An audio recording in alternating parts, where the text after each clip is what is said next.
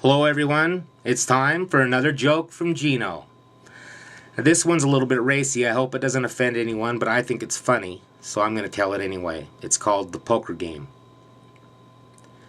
Two couples were playing poker one evening. Jim accidentally dropped some cards on the floor. When he bent down under the table to pick them up, he noticed Bob's wife, Sue, wasn't wearing any underwear under her dress. Shocked by this, Jim, trying to sit back up again, hit his head on the table and emerged red-faced. Later, Jim went into the kitchen to get some refreshments. Bob's wife followed and asked, "Did you see anything under there you liked?" Surprised by her boldness, Jim admitted, well, indeed he had.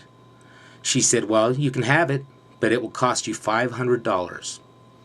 After taking a minute or two to assess the financial and the moral costs of this offer, Jim confirms that he is interested.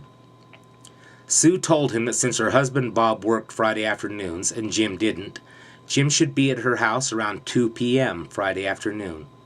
When Friday rolled around, Jim showed up at Bob's house at 2 p.m. sharp. And after paying Sue the agreed sum of $500, they closed the transaction. Jim quickly dressed and then left. As usual, Bob came home from work at about 6 p.m.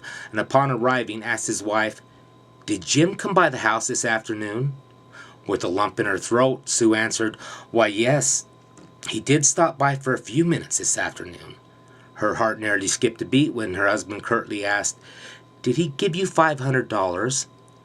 Sue, using her best poker face, replied, "Well, yes, in fact, he did give me $500, Bob."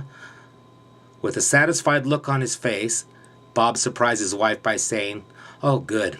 He came by the office this morning and borrowed $500 from me. He promised he'd stop by our house this afternoon on his way home to pay me back." Now that, my friends, is a poker player.